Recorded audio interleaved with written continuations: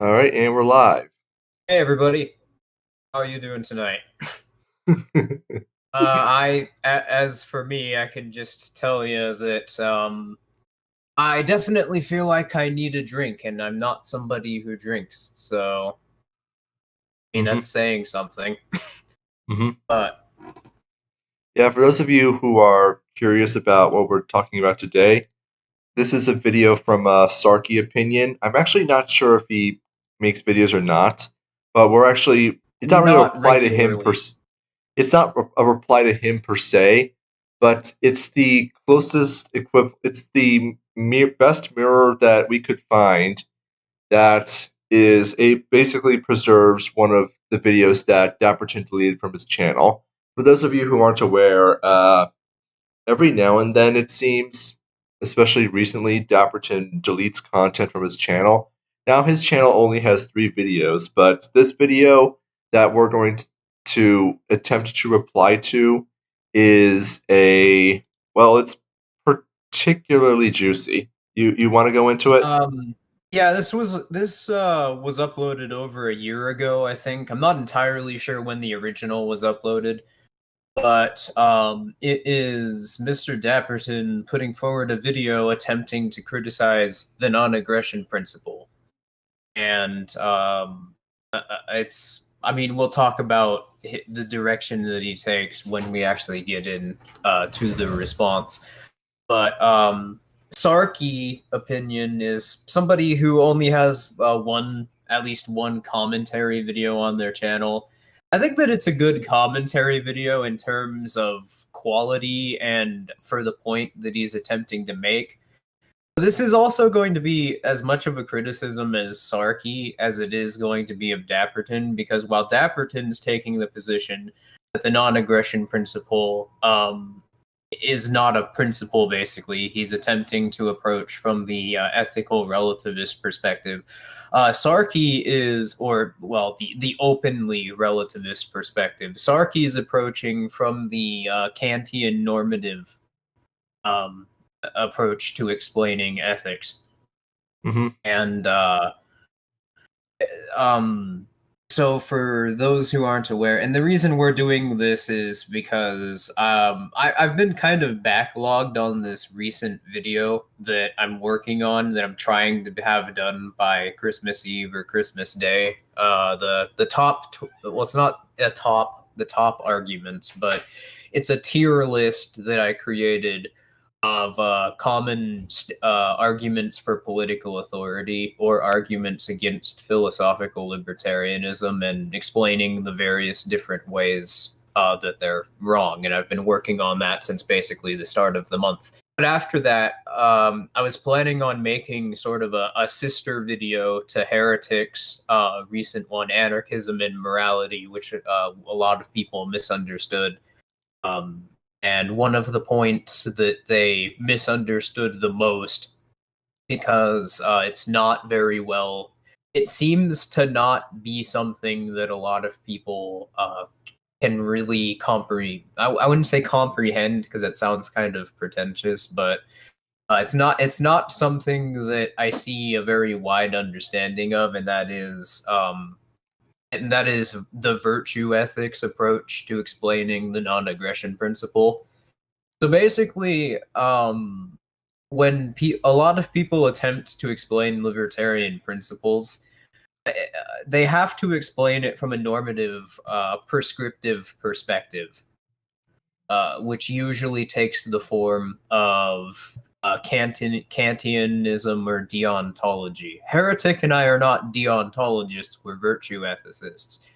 And the difference between these two schools in thought is, very briefly, that deontology and the categorical imperative um, idea of prescriptive ethics is to argue that ethics are a universal law, and they're a universal law that prescribes individual morality and how people ought to act. It creates a model for how they ought to act in societies.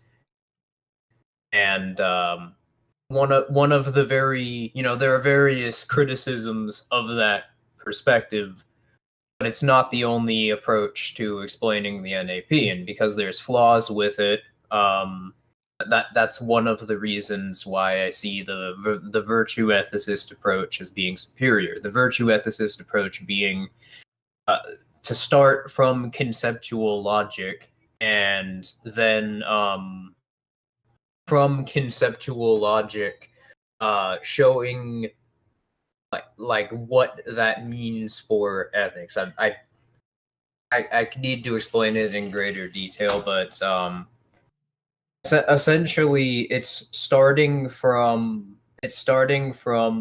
the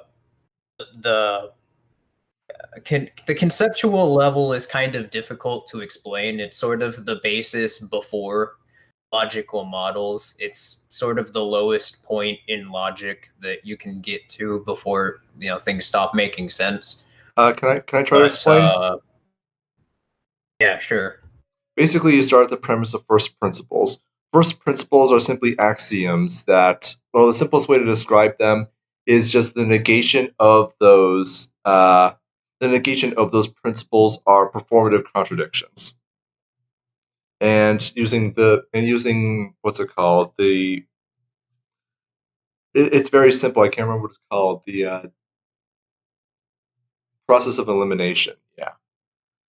If you start at the premise of first principles, and then you build off of that, eventually you will get to the understanding that conceptual logic is the most consistent and has the most explanatory power Well, out of any other form of logic. It's not really that there's that it takes the process of elimination approach. It's more of a question of what is needed for something to be coherent as an approach to understanding principles. Mm-hmm. For instance, something cannot be an objective observation about reality if it's contradictory, or something can't be true if it's inconsistent. You can't make a singular claim about the nature of something that that is not internally consistent. And it's more, the conceptual level is more just what is coherent as a concept, and then logical models are built upon the conceptual level, and the logical models are informed by the most consistent understanding of one's first principles. But basically, it's starting with entailments of logic and seeing where and your conclusion being informed by that. So if you don't have an explanation from conceptual logic, then whatever conclusion you're trying to argue for can only be just an abstraction, because you don't have any basis for arguing that it's true, and you don't have any way to necessarily characterize it. Mm-hmm. That's it's the difference between saying there's a universal law and that's why we're free, contrasted with we're free and here is how we recognize this universal law. The latter being a very simplistic attempt to explain virtue ethics. Mm-hmm. Now, Philosophossum in the comments says, I'm a Kantian. I believe in the categorical imperative. I actually consider the categorical imperative a precursor to the NAP.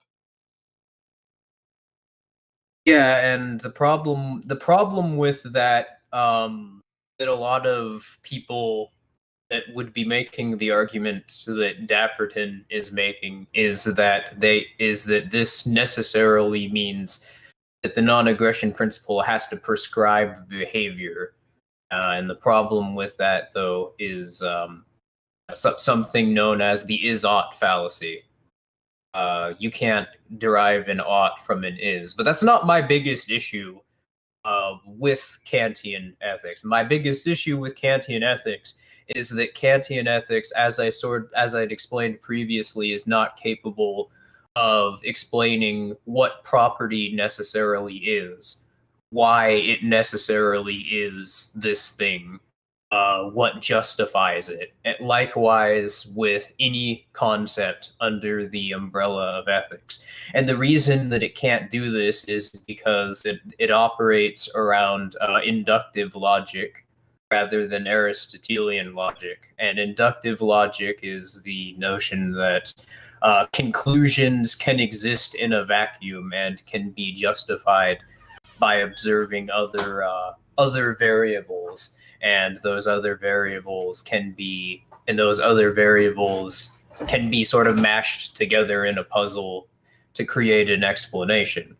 And that's just what it is. You're creating an explanation, but you don't really have anything informative. You don't have anything to argue that this is true, or you don't have any way to explain that this is true, contrasted with other competing attempts to explain ethics and property and other concepts in ethics, or why your principles are valid.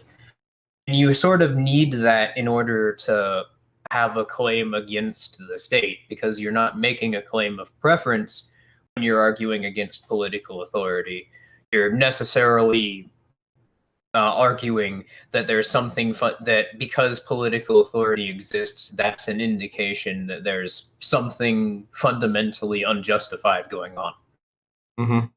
The big problem I see is that it makes the presupposition that there ought to be some overarching authority, whether it be God or something else, that needs to impose ethics upon society. It's something that exists out there in the ether and is external to society. The way I think about it is that it's like a constitution, only for everyone, and it exists in Plato's world of forms. However, as with any constitution, it is highly subject to interpretation, and not to mention cognitive bias from any one of its speakers, to say nothing of the fact that, well, you kind of fall into the criticism that nihilists will often give, which actually has some validity insofar as, well, where is it? Can you touch it? If it exists, but it exists in some like other dimension or some other form, then you need to be able to demonstrate that it exists. Otherwise, it falls into the same trap that Plato spent his entire life trying to resolve. Insofar as he spent his entire life trying to prove that the world of forms is an actual thing.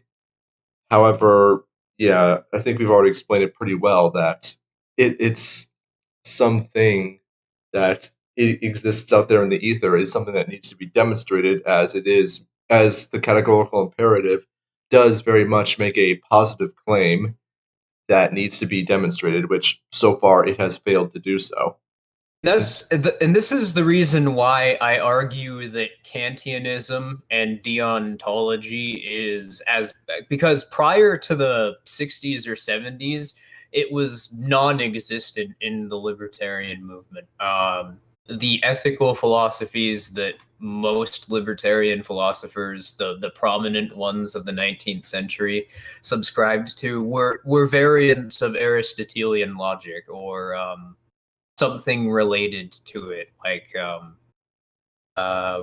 what would later come to be known as Rawlsian ethics would be another variant of it.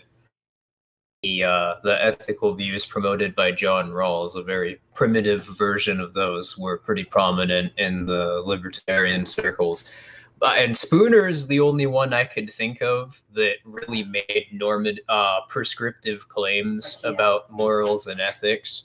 But he was, a bit of an outsider in that regard. Just, a good way to explain the virtue ethicist view of an ethical society is it's not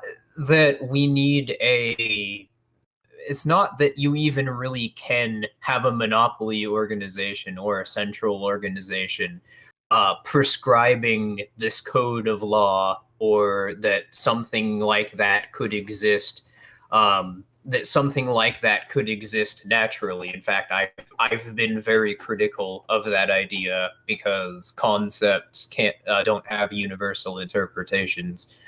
You can see that with modern states and problems with constitutions currently, like freedom of expression not having a universal interpretation. Mm-hmm. So that's another grounds on which you can criticize the prescriptive approach to ethics. So a better way to look at an ethical free society would be one where barriers to entry which prevent you from actually defending your property and defending yourself are alleviated, or that privileged actors defended by the state and state aggression have their influence over society leveled. It's the concept of equality of authority, which Roderick Long's written about pretty extensively. If you want to see more about it in the current time, so it's not really that there is some sort of prescribed document or law that exists external from society. It's that if everybody has the same leverage over themselves and their property, or relatively, I mean, in the social sense, not like the same access to resources or egalitarianism in the material sense, but if everybody had that, then you would have a natural law society, basically. Mm-hmm. And I think we have been spending 17 minutes, and we haven't even started the video yet. So I'm just going to make a few quick remarks before we start. I have spoken to Sarky. I know him. We haven't spoken in a while, but he's pretty cool, and I have no reason to, be too critical of him.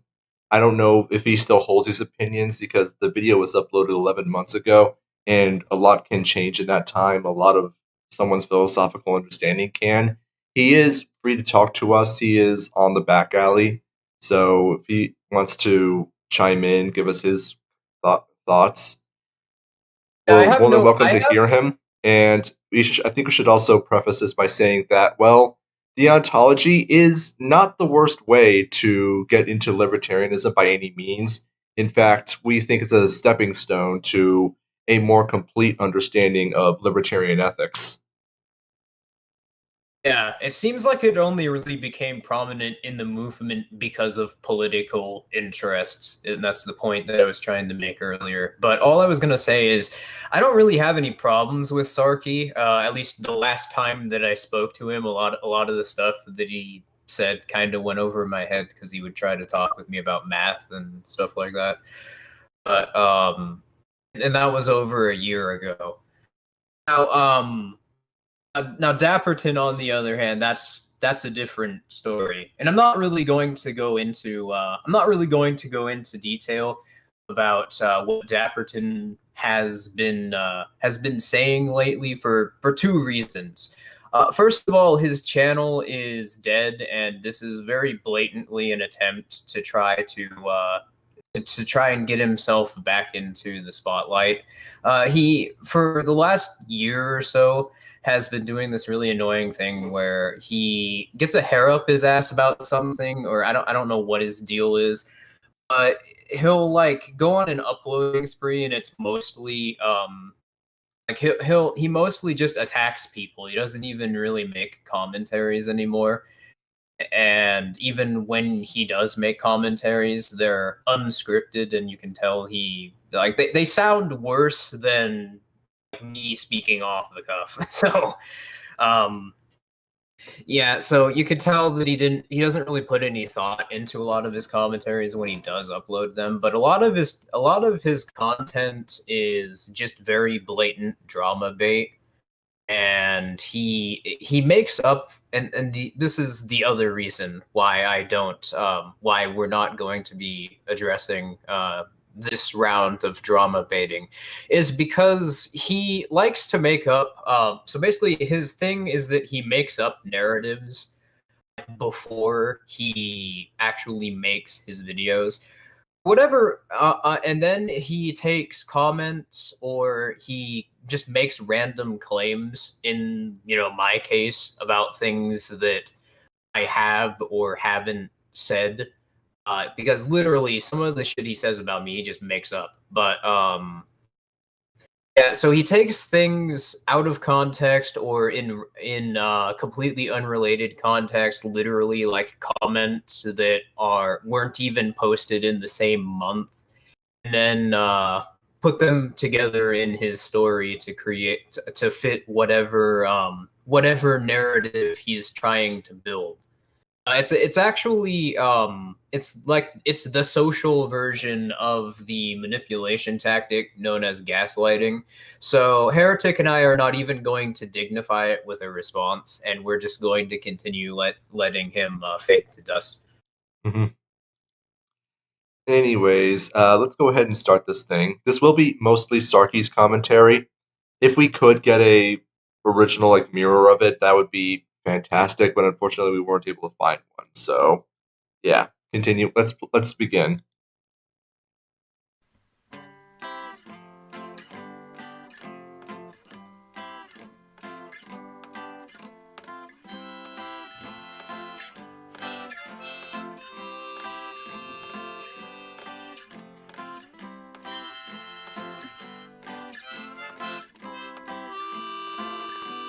Folk punk in All me right, loves this testing, music. 1, 2. The harmonicas make me nervous. That's the kind of stuff that my dad used to play on the radio over and over and over and over and over and over and over and over and over and over and over and over again. Let's continue. I was just Testing, 1, 2. commenting Pussy, that 1, 2. Testing. Oh, very much my kind of music, but let's go on. cool. Daps had a video out. Oh. Oh dear God. Oh no. Why? Oh, yeah. I see why Hoplu keeps killing the devil's advocate. Alright, welcome to Sarky Opinion. I'm your host, Alex, but call me Sarky. I am currently a firm believer that the NAP is a flawless system, but I feel as though we should codify what we mean by the non-aggression principle and where it's applicable and not. Just for starters, I'm going to be going off of the first principles as laid out by Shane DK to derive property rights, as I'm going to extrapolate from that in a way where it will be easier to understand all of the points of view in a given altercation, and whether or not an action is justified. Link in the description. Shane Killian hates jelly beans? What?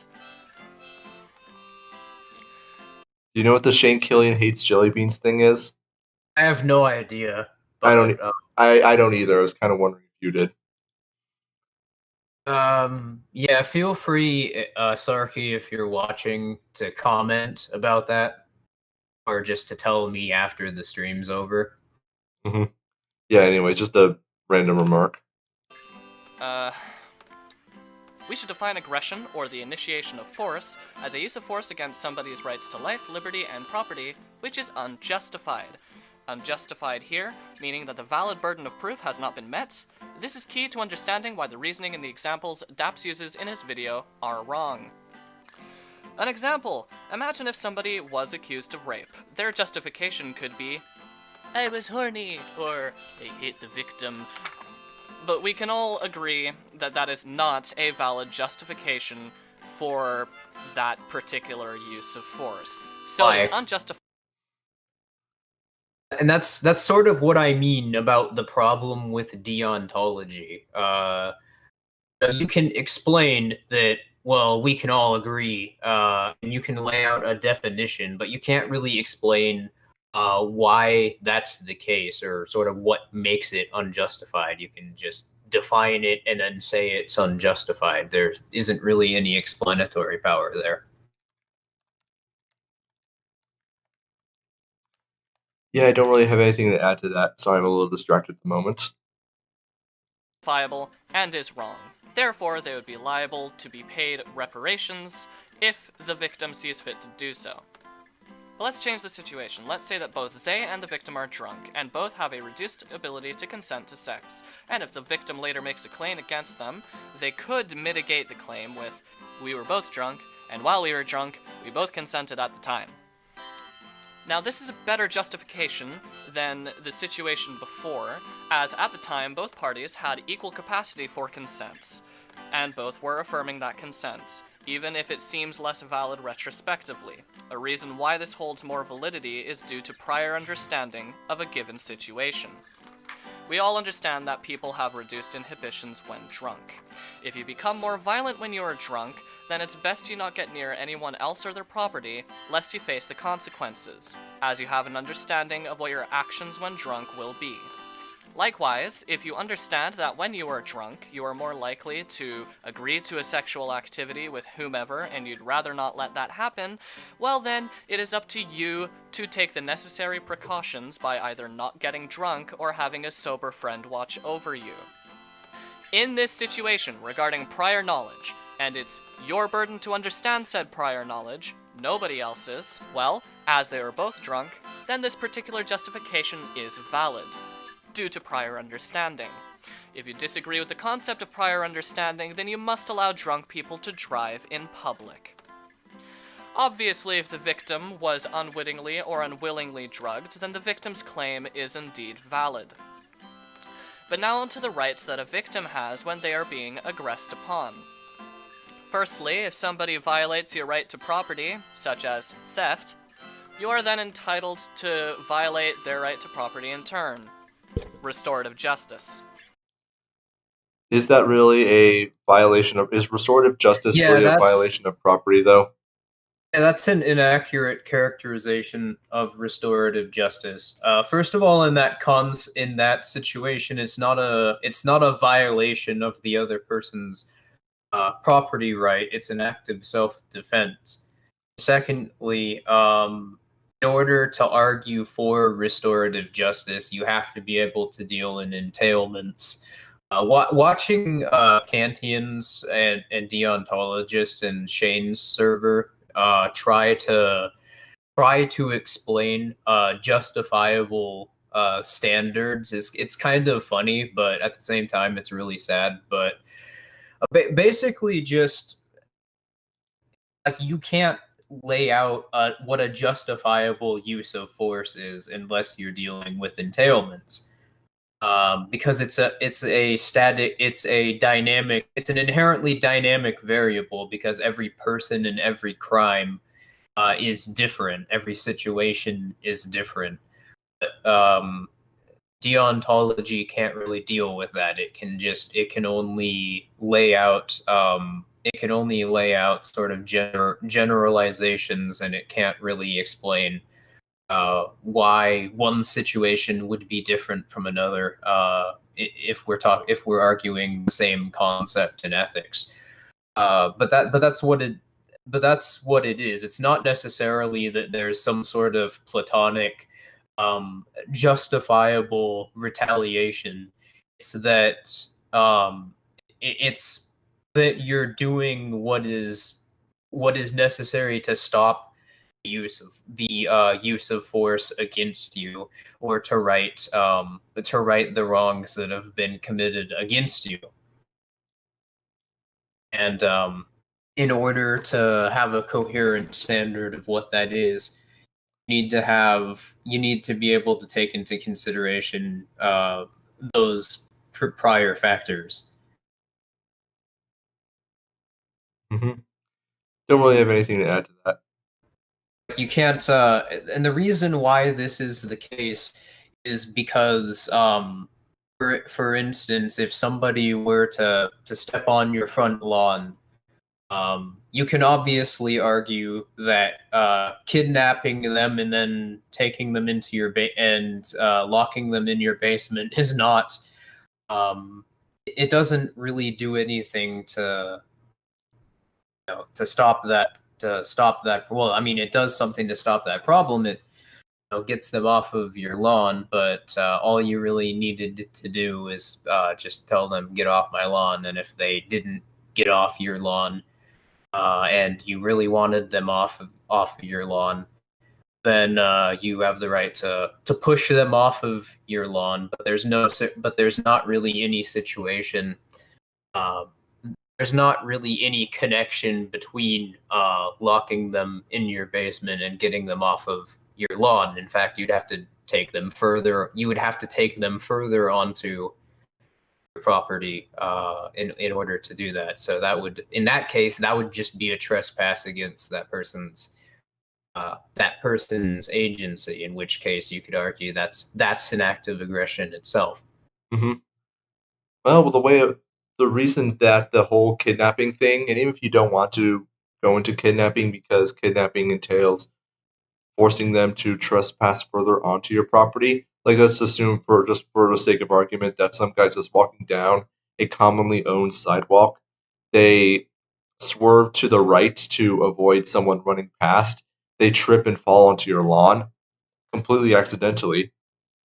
Or as Distanthral's example, someone comes to your house because they're with a delivery service. They set a box down that you ordered online, and they ring the doorbell to let you know, and the doorbell is rigged to explode. Patrick's watching the stream. Hey Patrick, how are you doing? Anyways, so yeah, there is a significant. The whole point of restorative justice is to put a price tag on continued association with someone engaged in criminal behavior. Naturally, even though someone may be engaged in actions that demonstrate a disregard for their own ability to demonstrate rights, the criminal still has the rights that they no longer believe, or they are no longer acting as though they do. And so with this in mind, they still have property rights. They still have right to free association, though other people may not associate with them in turn. So that's that's the purpose of restorative justice, and why restorative justice is more ethical, at least briefly. And as such, anything that's any sort of retaliation that is a significant escalation of that would cease to be restorative and would just constitute another form of aggression. You're not really restoring anything by blowing someone up with a rocket launcher who trips and falls on your lawn. All you're really doing is engaging in a different act of aggression. Yeah, so it's not really that you stopped them from aggressing against you. It's that you aggressed against them by responding in a way that didn't really have anything to do with their initial trespass. Mm-hmm. Yeah, you can't ask people, even if it was completely accidental, hey, get off my lawn. Their response will most likely be, yes, right away. But anyways, let's go ahead and continue. Sure. Likewise, if somebody violates your right to liberty, such as, I don't know, they start punching you, you have an immediate period of time to violate their right to liberty if it's urgent, such as self-defense or, restraining them. Again, self-defense does not involve violation. It just means that you're defending your rights. Yeah, if somebody takes $500 from you, you ask for your $500 back. They don't give it to you, and in fact, they try to run off with it. You absolutely are justified in using force to take it back, or to take $500 from them in order to restore what they took from you. That's a completely non-controversial Rothbardian position. Read the essay "Confiscation and the Homestead Principle." Mm-hmm. So I don't know if it's just imprecise language that he's using. I'm willing to give him the benefit of the doubt on this. But yeah, I feel I am kind of worried that we might be being a little bit too nitpicky and too involved in semantics. I mean, I get that language is important. I was just about to say I don't I don't necessarily like. I think that the issue here, as I argued from the beginning, is that Sarki is approaching from this prescriptive perspective on ethics. Now, that doesn't necessarily need to be the case for describing retaliation as a rights violation. That's not inherently tied to deontology, but his problem with describing a proportional response is definitely a result of that approach to trying to explain ethics.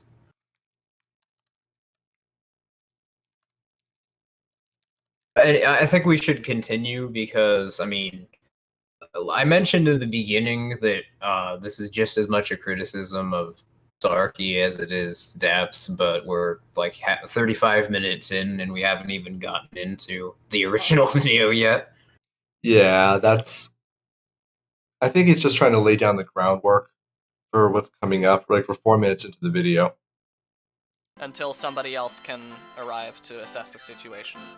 Now, if somebody is going to kill you, you can do anything in your power to stop them by any means necessary, including killing them.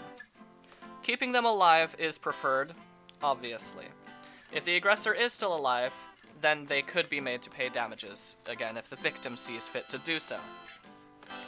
Notice how a victim cannot justifiably respond with a greater level of force than is being initiated against them. As property can be infinitely restored within reason, time or liberty can be exchanged for property or work, but life can't be. There is a very clear pyramid analogy here, with life being at the top and property at the bottom. As you make your way up the pyramid, you are left with less justifiable reasons to use that level of force, and making your way down the pyramid allows you more justifiable uses of that kind of force. Oh, I should note, your right to property is maintained throughout the pyramid, as, again, that's where the other rights are derived. On a related note... Yeah, that's another big issue with ethics from a prescriptive perspective, is that rights and claims are treated as being the same thing. And that can lead to some pretty yikesy conclusions. Like if you look at the Hoppians, for instance. Mm-hmm. They think everything's entailed from property, and since they don't really have an explanation for where property comes from, what constitutes property, and why property is important in the first place is just left to people's imagination. This results in any and all claims to property being equally valid as anything else. So as a result, a homestead is equally as valid a form of property as conquering your homestead. Also, IP could be considered a valid form of claim on the grounds, because there's nothing necessarily tying property to scarcity among how moral agents deal with the problem of scarcity in ethical dilemmas, which, for the record, is the difference between a property as a right and claims. You can claim someone's bike outside their house. Doesn't mean that you have a right to do so. Mm-hmm. So the way you can resolve this is just by connecting self-ownership to property rights. Now, some people will attempt to claim that self-ownership is a form of property rights. However, I don't think that's quite the case, at least not necessarily, insofar as something that is external to you, you can't really demonstrate an intrinsic dominion over them. Whereas a person can't not demonstrate ownership over themselves, because after all, you are you, and you have supremacy and dominion over yourself. Yeah, that turns property into a tautology. Self-ownership justifies property because property is self-ownership. No, self-ownership is just the concept of moral agency within within the framework of property ethics. Mm-hmm. When you introduce the prospect of moral agency, it becomes incoherent to trespass upon a moral agent because they're always they're not acting upon themselves, but they own their body, for lack of a better way of putting it. Mm-hmm. And when you introduce the idea of self-ownership and moral agency, or just bodily autonomy, into the equation, what you end up with is that a lot of these problems of all self-ownership, or I'm sorry, all property claims being equally valid can no longer be conceptually true. After all, a lot of the attempts to claim property will necessarily constitute a claim to someone else's person to one extent or another. For example, that state attempting to conquer someone's homestead would no longer be conceptually valid because the state now needs to make a ownership claim to the person after they mix their labor in with the land to homestead the property.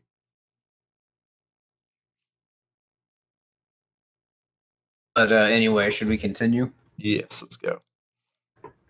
If somebody is the perceived victim of an action brought on by themselves or another person, well, it's only up to the supposed victim to decide if they are a victim, not a third party, not anyone else.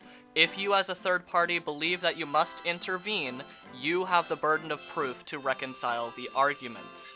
Otherwise, if you fail that argument, well then you are in the wrong for interfering. Well, now with this preface out of the way, time for the responses. So where is the system flawed and how? Let me explain. Imagine you're at an underground factory and there's this guy there and they're walking towards the incinerator not knowing what they're doing. They're on their phone, they're clearly not paying attention. They're going to fall into this incinerator. Shouldn't you grab him and save his life? Isn't that justified? Well, under the non-aggression principle, it's not. The non-aggression principle says that you can't stop him. If you did, you aggressed against him, he didn't consent, and you violated his property. No. If you're saying that you violated his property. I mean, if he was on his way to incinerator, if he was on his way to the incinerator to dispose of his phone, and he knew exactly what he was doing,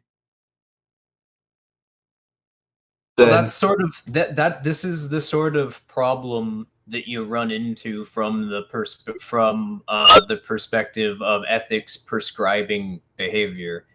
Is you run into you run into basically just endless instances of whataboutism, and as I argued in the beginning,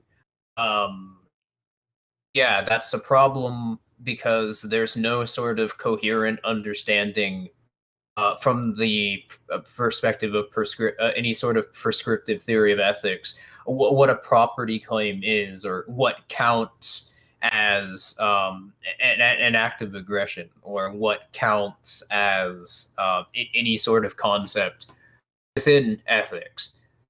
But if you're approaching ethics from the virtue ethicist perspective, well, this isn't a problem then. It's just you can do that, and then whether or not it's justified is another question. Because claims and rights are not the same thing. Mm-hmm. And to answer it more specifically, I mean, strictly speaking, you could say that an act of force was used unilaterally against someone, but are they really going to press charges? Are they really going to threaten you? And even if they did want to take you to a court to claim that he saved my life, even though I wasn't paying attention, how is that ever going to? How could any claim possibly be made by him that you did something that was aggressive or anything? Yeah, How could he possibly make a claim right to anything for saving him from killing himself unintentionally?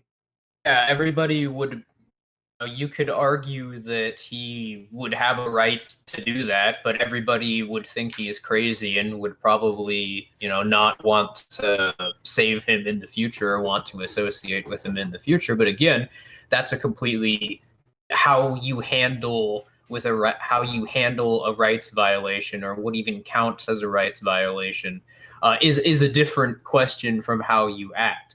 And how one solves a rights violation is entirely dependent on how actors in that particular situation would decide to handle it, or how the person who's being victimized decides to handle it, whether or not they even do. Basically, you're not a hypocrite for saving somebody's life. You're not doing anything wrong for you're not even necessarily doing anything objectionable by the other whataboutism that relativists try to throw around, going on to someone else's property to save your kid if they're drowning, even if they don't want to, on their property and aren't doing anything about it. Because how that gets resolved is not related, or well, it's tangentially related, but it's another question. Obviously, it's related, because whether how consistently you're able to how consistently a society is going to be ethical is going to be dependent on how much equality of authority there is. Mm-hmm. But yeah, I was just going to say, like, one of the big problems that Dapperton is having is he's having trouble conceptualizing ethical claims and ethical standards insofar as they would exist in society, as though they were somehow external to society, as though they were completely divorced from the context of any given situation, and that any and all rights violations are equal. Which I don't think anyone actually in that situation, in that day-to-day life and existence, would ever regard that as valid. Hell, even under statism, that's ridiculous. They have different. If you take action that results in someone's death, they have different grades depending on the context of the situation, from self-defense, where you are sometimes free to go, all the way up to first-degree murder. And just what I was going to say is, I think that I've come increasingly to the belief that any sort of ethical relativism is, for the most part, I can approach people trying to steelman their position. And I try to do that because I think that for the most part, a lot of people are just a lot of people who promote positions like Marxism, proprietarianism, NRX, etc. I think that they're largely misled, or that not largely, it's that somewhere in their thinking there's a problem with how they're approaching concept like ethics or social organization. And usually the problem is that they're taking this approach like society or ethics exists externally from people, and needs to be imposed onto it, and there needs to be sort of an enforcement mechanism external from society itself. That usually is the issue. But for ethical relativists, first of all, you're making a mistake if you engage with them after making this very first argument. Relativism is wrong. As you've pointed out, that's something that will, relativists have to twist themselves, of any variety, have to twist themselves into mental pretzels to try and get around, because in order to deny that, they have to innately recognize an objective an objective claim in whatever subject they're talking about. Mm-hmm. And JC Armitage asks NRX. NRX just refers to neo-reactionary. Yeah, but back to what I was saying, this is particularly the case with ethical relativism, because if you give them that inch where you accept that their premise is conceptually valid, then anytime you refute any of their arguments or any rebuttal that you provide, they will just shift the goalpost and try to argue the same point but framing it differently. For instance, if you point out that there is no way for an ethical relativist to make a coherent argument against political authority, well, they'll rest their claim on some abstraction, like preference or their interpretation. So if you even accept relativism as being valid, it's unfalsifiable. And that's why I treat them with suspicion, because I'm not entirely convinced that you can argue for especially ethical relativism, but relativism in general, in good faith. I've met people who I would consider decent people who would describe themselves as relativists, but a factor which further fuels my suspicion in that regard is that like 90 to 95% of the people I've run into just very openly use a relativist position to justify some narcissistic, self-obsessed tendency that they have. Dapperton very much being one of those people. All right, let's continue. Yes, you should stop them.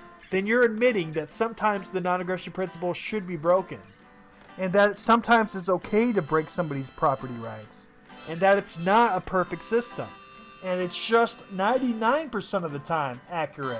1% of the time it's not. Oh, that devil's advocate. Okay.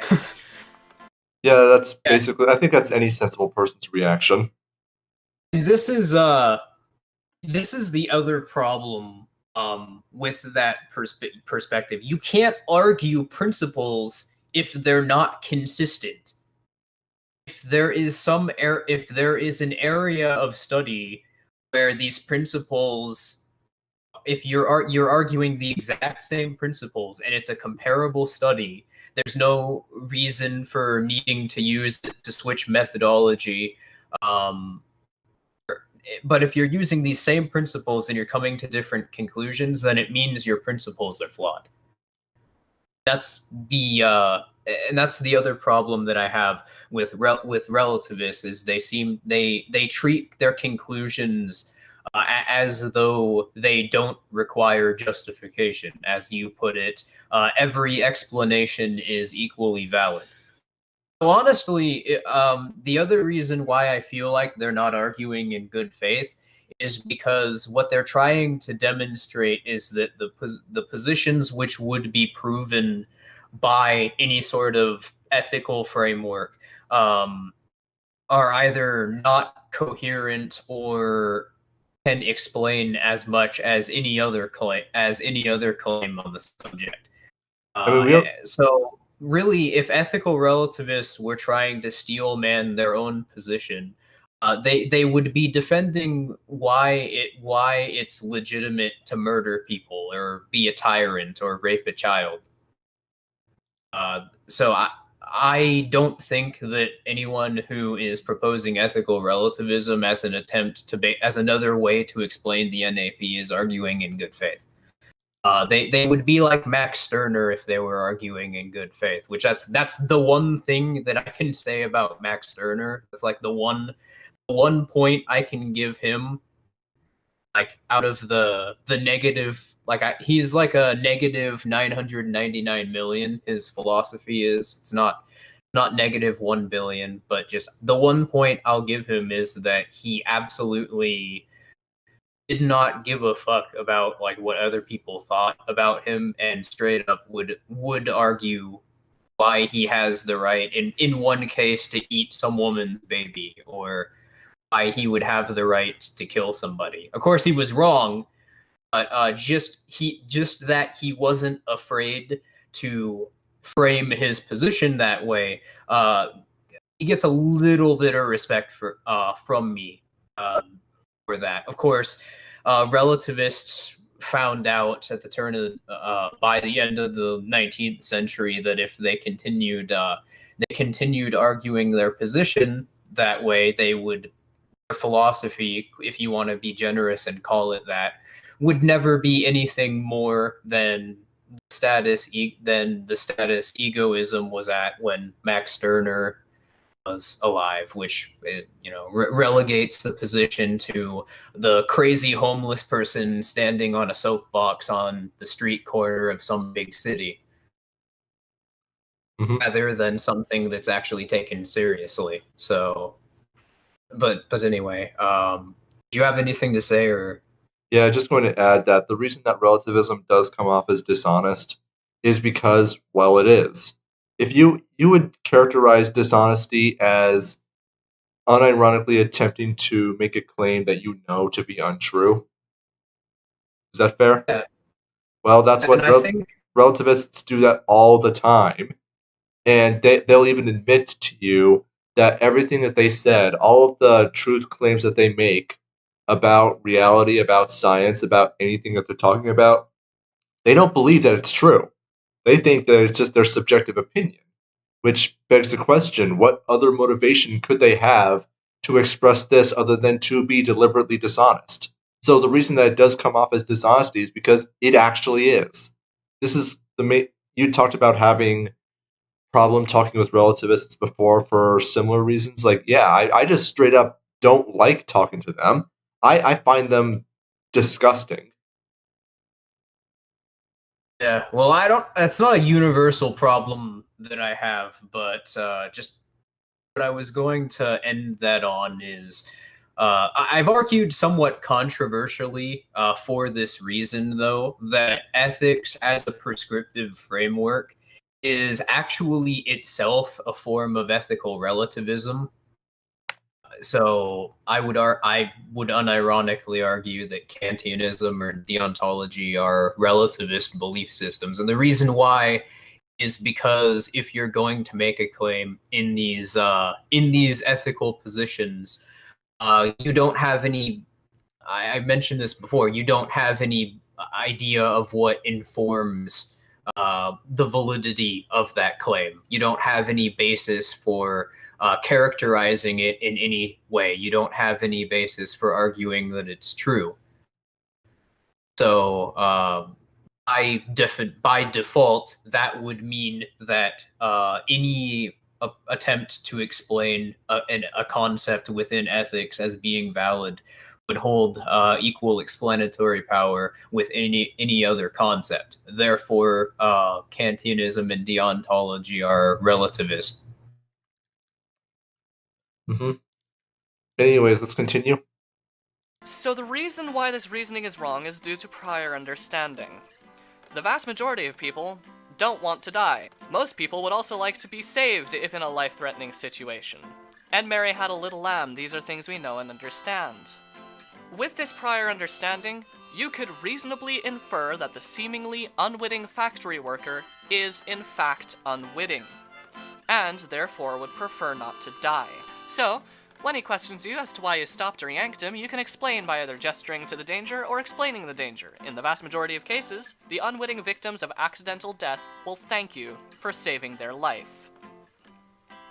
In the instance that they were in fact voluntarily walking to their death for some personal reason, well then, they in all likelihood will explain themselves, so long as you're not restraining them longer than is necessary. Again, it's up to the victim to decide if they feel victimized, not the NAP. The NAP is just a guideline to tell whether or not something is wrong if there is a victim present. Here's one that you probably... Yeah, Sarky, it sounds like he is he's on the cusp of realizing virtue ethics, like why it has to be true. He can't get rid of the notion that ethics prescribe behavior. That's where I think a lot of people are, honestly, and it's not a particularly difficult thing to explain. I mean, we struggled a bit because there's not a lot of easily accessible material about it, so it's not something where, there's a lot of good rhetoric describing it, but yeah, it's his explanation here of what's wrong with Dapperton's argument practically begs for that way out. Ethics aren't prescriptive, you idiot.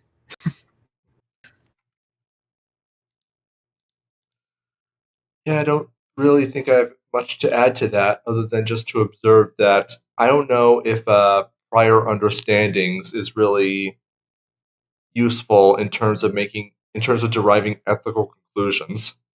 I mean, you're basically just describing an assumption based on you're really just describing an assumption based on people's personal preferences. And yeah, you can definitely make an informed. It's definitely a reasonable conclusion that most people would prefer not to die. However, that said, it's not preference is completely independent of an ethical conclusion. And as we stated earlier, well, what's actually happening, the context of the situation, is very much going to decide the extent to which someone who saves the life of another person by initiating force, how much the quote unquote victim is able to make a claim as to damages, which if you're going to be operating under that framework, and you're saying that say 99% of people in that situation are not looking to die, then 99% of the time no claims will be made ever, and the other 1% of the time no reasonable arbitrator would ever regard such a claim as valid. Well, again, you don't even have to go that far, and the reason I say that his argument is practically begging that out is specifically because of that explanation. Prior understandings. That sounds like sounds like just a placeholder for the entailment of what his understanding of ethics and property is. In this like, how does the virtue ethicist know that ethics are a valid concept? Well, because we know that moral agency exists, and because moral agency exists, people act upon one another, and that begs the question that I shouldn't describe it as begging the question, but that necessitates just and unjust interactions, because you have people consciously acting upon one another in various different ways, or you have the ability to do so at any given moment. Of course, you could destroy people. You could take everything that they have, and those actions require justification, if any are available. In those instances, they're not justified, but that's a separate argument that gets deeper into the question. I'm just going over why we know ethics is a conceptually justified concept. Pardon the redundancy. It's all right. Anyways, let's continue. It's called the Flagpole Argument. You're on the 11th floor of a building and you fall off. Someone on the 10th floor has a flagpole and you grab a hold of it to save your life. The owner of the flagpole comes out and tells you that he doesn't approve of you grabbing his flagpole and to kindly let go.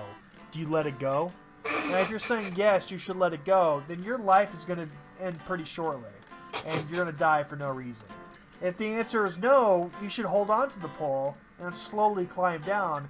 Then you're admitting that property violations are sometimes okay, and you're admitting that the non-aggression principle is sometimes, very rarely, wrong. Literally, you could just respond to all of these with ethics aren't prescriptive, so it's not something that contradicts an ethical principle. The owner of the apartment who the flagpole belongs to is committing an act of aggression by using his property in a predatory manner. I use that exact analogy of the flagpole problem to illustrate one of the problems with Hoppian property ethics, because fundamentally it does not have the ability to provide an answer for it, whereas the Aristotelian position very clearly does, by just simply pointing out that, well, as I said in that video, that the person who owns the apartment and owns a flagpole who is commanding you to die is committing an act of aggression by, well, I said it already, using their property in a predatory manner. It's no different in principle than claiming that I am unjustly stealing your bullet because you fired it, you shot me with it. Ethical principles and rights are just in the descriptive realm of what is justified. It doesn't tell you what to do. It doesn't dictate how you ought to internalize information or how you act. That entire notion is pretty much just a straw man argument to give critics of ethical philosophies some sort of out. As soon as you take that away, in my experience, by pointing out what we've pointed out, they literally don't know how to handle it. Mm-hmm. Well, I think it's worth keeping. I've never heard a coherent response to virtue ethics from the relativist perspective. I don't think you've ever heard a coherent response from the relativists on anything ever. Yeah, fair enough. But I mean, they don't even attempt to. They're just like, well, that's the only time I've ever heard it defined that way, and then you have to go on to explain. You're not dealing in definitions. You're explaining why something is the way it is necessarily. That's not a description. That's a claim about reality. A description would be I don't know, and that's an attempt to try to bring it back into the inductive framework. Mm-hmm. Anyways, let's continue. Let's see how Starkey replies to it. I don't know. I haven't watched this far into the video, but I'm kind of hoping it kind of follows our line of thinking. Okay, now most people would help the person in this situation, but I digress. Now, it would be wrong for the owner of the flagpole to say let go, because unlike other situations in life, we have here a true dichotomy of either imminent death or the respect for somebody's property. Property that can be restored. With a free market, there could easily be a form of charitable insurance to help restore property when life and death situations like this arise. It's Ancapistan, after all. The sky's the limit. Come on. That was... I'm actually a little disappointed there. Well, like I said, if you're going to take the bait and then try to prescribe what people ought to do in that situation, well, then you're already starting off by making a mistake. Mm-hmm. What damage is being done just by him going into the apartment and then just leaving? By asking that question, you're sort of taking the bait as well. It literally, to any of these like whataboutism questions, all you have to say, like I've said this before and I'll say it again for anybody new who might have joined the stream. Just say ethics are not prescriptive. It takes the wind out of their sails completely. They don't know how to handle it because their entire position relies upon that. It's a response to a certain approach to explaining ethics. But what you'll find is that most ethical philosophies don't deal in prescriptive attempts to explain ethical principles, like Stoicism, virtue ethics, obviously, the Rawlsian approach to ethics. Most of those are not prescriptive, and they vary even slightly. They slightly vary from one another. Pardon how I phrased that, but my point though is that I guess a better way to attempt to explain this would be to look at ethics from the same sort of methodological dualist perspective that you would approach as an Austrian, assuming that you're an Austrian watching this stream. The understanding of how to study markets. Markets are in any sort of model that you're observing. They're the conclusion of revealed preferences.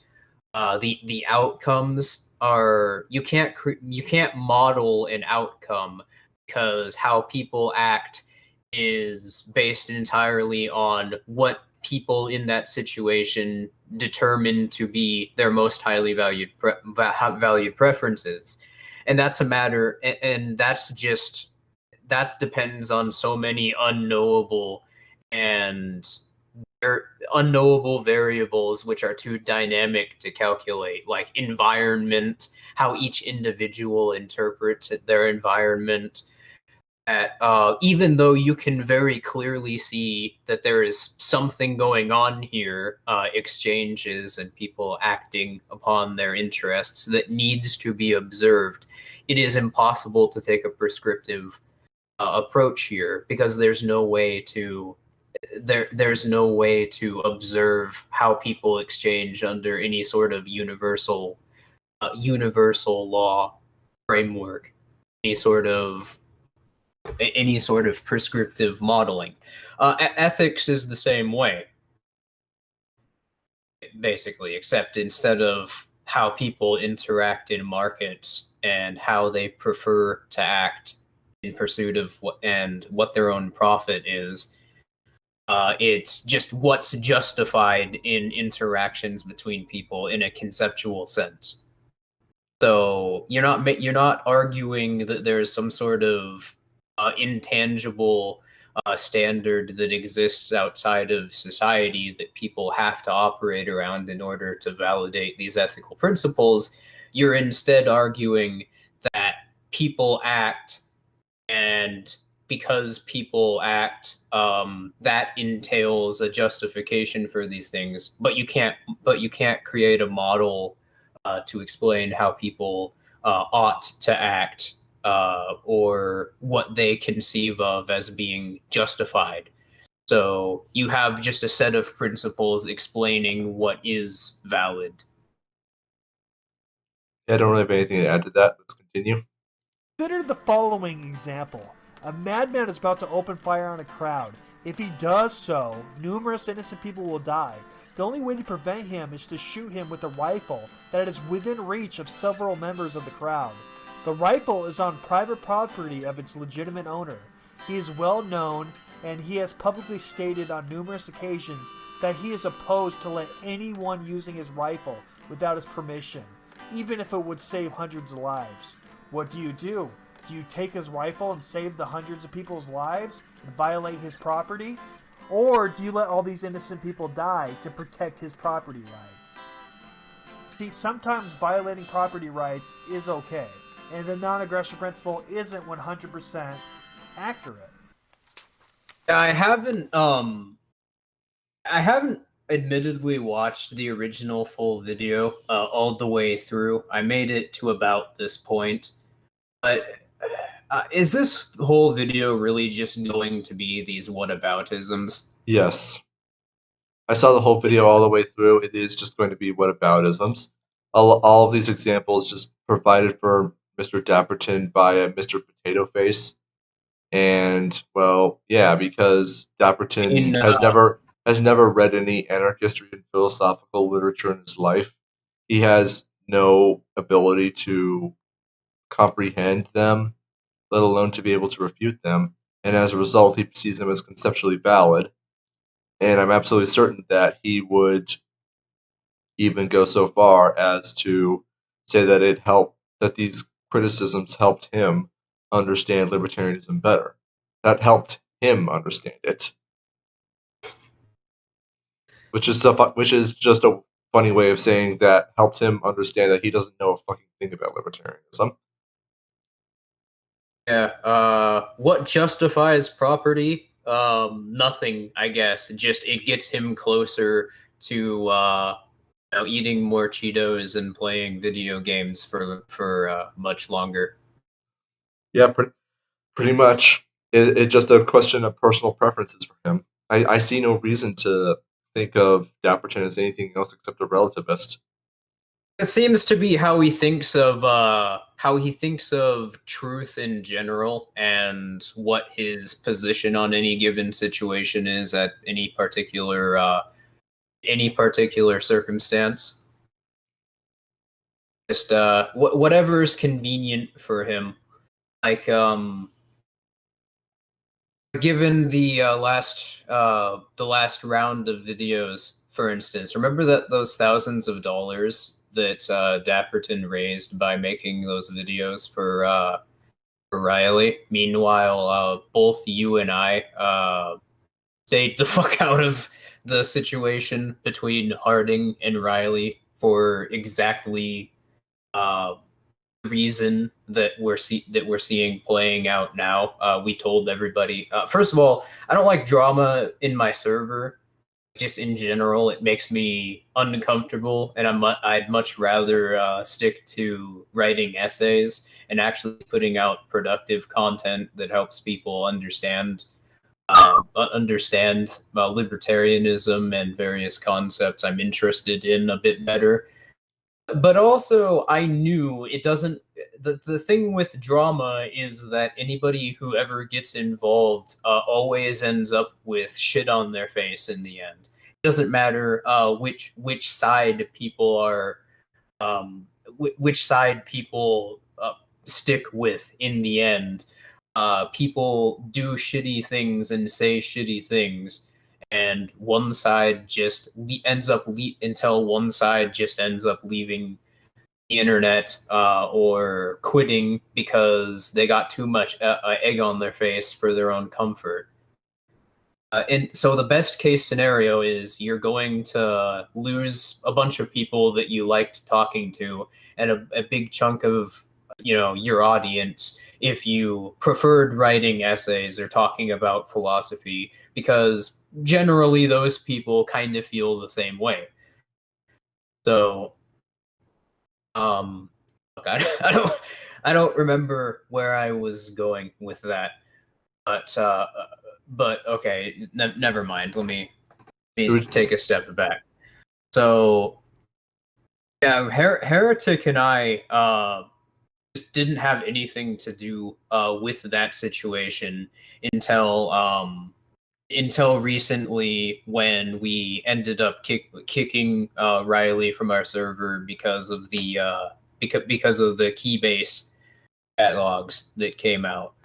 But my point though is that Dapperton and his little friend that Heretic referenced earlier did streams, smearing Jeremiah Harding over that whole situation. Defended Riley, even though they knew way more than Heretic and I did. And it's not even the first time that they've said yikesy things in that regard. So I'm just gonna leave it. Off there. All Heretic, not Heretic. I meant all that Dapperton has is gaslighting, out of context screenshots, and just outright fucking lies about both Heretic and I. Meanwhile, they have so much shit on their face that I'm actually it's kind of like I was telling you about this the other day, that once Harding started talking about this recent line of Keybase screenshots on Twitter, I was like, are they going to be dumb enough to really try to cover their tracks on that situation and try to smear us in something we've explicitly mentioned on numerous times we don't want anything to do with, just basically by at best guilt by association, just because we happen to be we happen to be talking with people who are 2 times removed from the situation. Well, yes, apparently. Yeah, pretty much. And we know that certain people who will not be named have an ongoing grudge against either you or I, and they have a need to, for some reason, they have a need to win at all costs.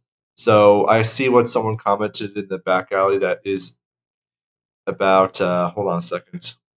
Dapperton thinks the ends justify the means. Well, yes, he does, very clearly. Exactly. It's like you said, he's in this mentality where he believes he has to win, and it doesn't matter how absolutely he has to trash his own reputation, and just how absolutely full of shit he has to be. It doesn't matter what, he does not care even a little bit about the truth. Whatsoever, or what's factually accurate. He, like I mentioned at the beginning of the stream, he constructs these narratives and then looks for whatever he can to patch together in order to try to justify them. And I know I'm not being as specific and precise with my verbiage as I typically am when I'm talking about concepts in philosophy, or what informs principles. I mean, it's not really something you can say a whole lot about, and also it's, obviously it's a touchy situation for us. Like I said, any sort of internet drama makes me want to fucking drink. We made this stream. It really wasn't an attempt to respond to the whole situation, because nobody who matters really takes Dapperton seriously at this point. He's lied about so many people on so many instances. That it's so obvious, even with all the mental contortions he has to throw himself through, that that this is the case. He regularly deletes content where he's argued other positions in order to try to cover his tracks. He retroactively edits comments. He stops people from commenting on his videos. And he obviously is a drama. He tries to start drama with people. If he can't respond to anything that they say, he goes to one of his stock responses. Well, I'm a father, man. You tried to dox me, man. Which, by the way, he's accused 7 people of doxing him. I left a comment in his video making a remark on the state he lives in, and he said that I was doxing him. Which, I mean, he said he's lived in the state of Arizona on numerous occasions in the past.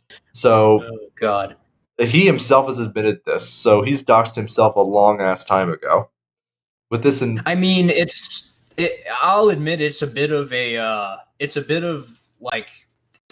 dick move to try and bring up personal information in any circumstance. But if that's a dick move, trying to accuse people of running a fucking pedophile server, in past videos having thought that his own life was going to be ruined just because somebody brought up the ANCAP AOC meme and made fun of Dapperton with that on Twitter.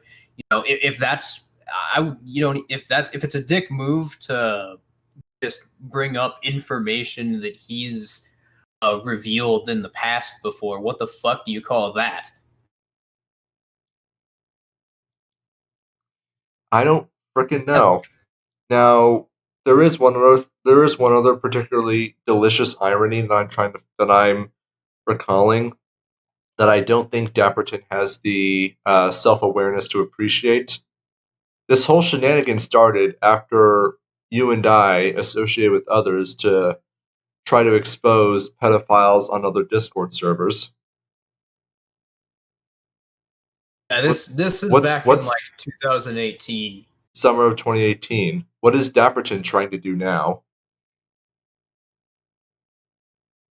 He is accusing us on absolutely no grounds of quote unquote running a pedophile server, which based on his own standards would mean that he is also running either running a pedophile server or is a habitually lying piece of shit who doesn't even believe his own anything that comes out of his mouth. Well, the way I see it, he's doing exactly what we did in 2018, but worse. Worse is in lower quality, not worse is in more egregious. Oh. In our case, it was actually true. Mm-hmm. Whereas with Dapperton, yeah.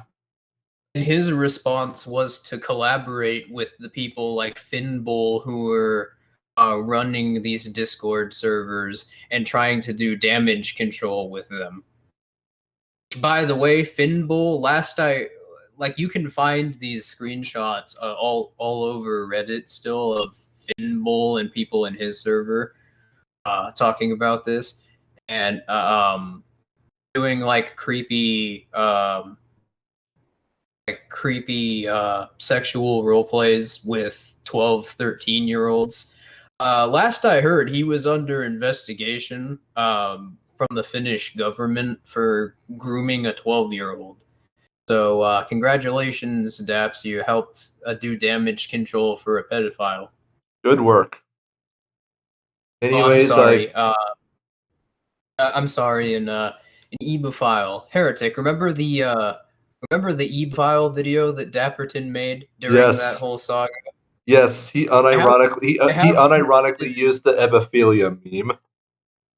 If anybody has that video floating around and could send it to me on Discord, that would be great. I know that like a couple thousand people saw it before he decided to remove it. But yeah, during 2018, when the drama that sort of kicked this off, and I explained this all in greater detail in a video that I uploaded last year called "The Story of My Online Harassment." So, sorry if there are a lot of gaps in what we're talking about here. It's just there's a lot of time to cover for an hour and a half stream, and also it's not a subject that we're impartial on, so it's kind of difficult to talk about this with the sort of precision we would be approaching philosophy with. But during that saga, he uploaded a video where he unironically just like responded to one of the bits of evidence that was in that that data drop we released with the ebophilia copy pasta as a way to try to do damage control for some of the people there. They're not pedophiles, they're ebophiles. Meanwhile, he's trying to. Meanwhile, when he DM'd me prior to releasing that video, he did accuse you of drawing like pedophile porn. That's what he thought the drawing was. And then when he made that reply to the comment I left in the video, he said, "That's not child porn. That's just a drawing." You know what You know what else I said? What? You know what else I said to him in that DM? If he could prove that you did anything that violated the non-aggression principle, I would denounce you in the video tomorrow. But yeah, I wasn't even really gonna get into that. But obviously, it's not true. If it were even remotely true, First of all, as a practicing counter economist, I obviously would not. I would not be making this stream right now if half of the things that Dapperton and his little pedophile friends tried to accuse me of were true. I wouldn't be here. All right, but anyways, we should wrap this up because I do gotta get going now. That got I'll admit that got very passionate towards the end, more so than we usually do on these streams. So that's not going to be a regular occurrence here by any means. But this is the first and the last time I'm bringing it up. And for anybody who's watching, don't bother interacting with Dapperton unless you're, I don't know, and if you want to ask him questions, do so at your own discretion. He's a mental gymnast who likes to gaslight people, so be aware of that. Your words are probably going to be twisted around, and he's probably going to deflect like a motherfucker. But considering that he is only doing this to try to get attention, if you interact with him, you're just giving him what he wants. So yeah, don't do that. Anyway, Heretic and I should have some new essays up in the next couple weeks. I've been saying that the last few streams, but I've made progress on mine at the very least. I have a recording that I'm having a recording that I'm still editing, but yeah, I actually really got to go now. So we got to wrap this up now. So yeah. All right then. Thank you everyone for stopping by, and we'll see you on Tuesday.